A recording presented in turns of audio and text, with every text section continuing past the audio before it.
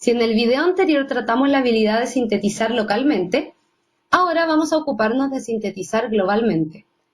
En esa oportunidad dijimos que sintetizar era resumir un texto en base a la exposición de sus ideas principales, prescindiendo de las ideas secundarias. La síntesis local se basaba en un fragmento acotado de un texto. En cambio, la síntesis global se hace en relación a la totalidad del texto que se nos presenta. Para ello podemos tomar en cuenta varias cosas. En primer lugar, el título. La mayoría de las veces, aunque no podemos dar fe que todas, el título nos presenta una orientación sobre lo que el texto va a desarrollar.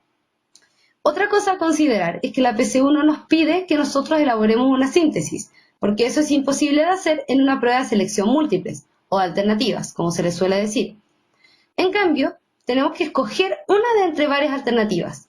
Los distractores, es decir, las alternativas erróneas, suelen dejar en evidencias una síntesis solo parcial del contenido del texto, quedando muy claro para los buenos lectores que no se está abordando la idea principal que se desarrolla en el texto.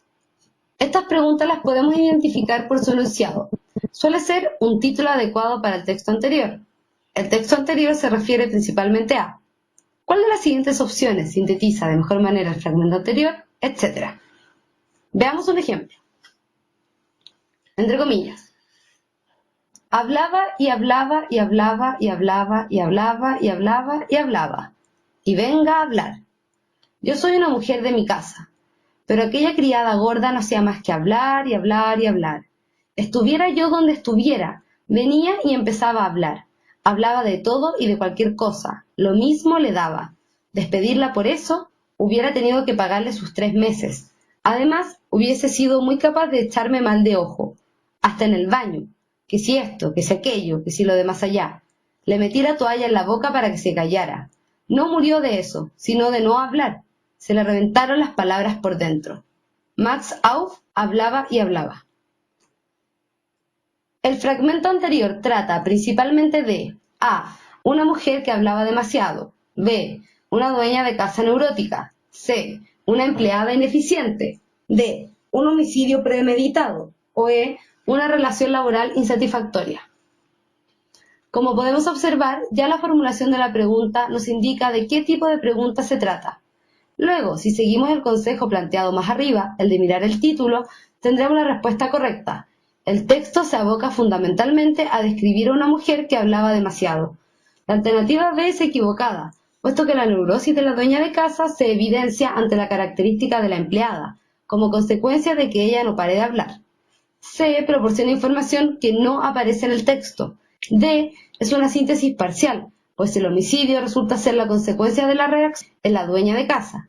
Y E abunda en detalles irrelevantes, puesto que el cuento no aborda el tipo de relación laboral que se daba entre estas personas, sino solo la perspectiva de la empleadora ante una característica de su empleada. Veamos pues una síntesis de lo ya visto. 1. En este video y el anterior tratamos la habilidad de sintetizar. En el anterior la vimos de forma localizada, ahora la vemos de forma global, es decir, referida a la totalidad del texto. 2. Si sintetizar globalmente es encontrar la idea principal de un texto, podemos decir que una buena forma de guiarse será el examen del título. Habitualmente nos proporcionará pistas importantes. 3. Otro consejo es evaluar las alternativas incorrectas.